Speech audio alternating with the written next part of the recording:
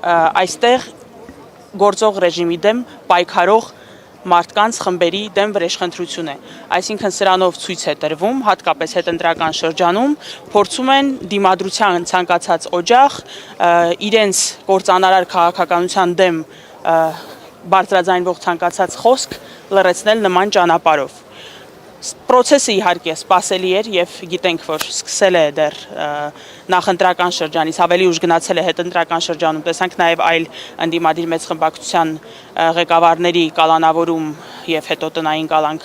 մի դեպքում, մյուս դեպքում շարունակում է կալանավորում լինել Ծառուկյանի դեպքում եւ հիմա Ռոբերտ Քոչարյանի եւ իր որդուն արդեն կալանավորել են եւ Ռոբերտ Քոչարյանի դատն է, ինչ վերաբերում է այն պնդմանը, որ Արցախի միակ նախագահը ով ազատության մեջ էր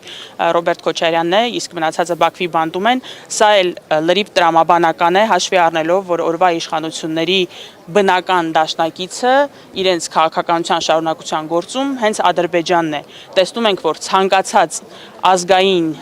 ինքնության ցանկացած դրսևորման ճնշման հարցում Ադրբեջանի իշխանությունների եւ Հայաստանի Հանրապետության դեֆակտո իշխանությունների տարվող գիծը համանման է, միևնույն է եւ դժվար չէ կռահել, որ նույն տեղից թելադրվող է։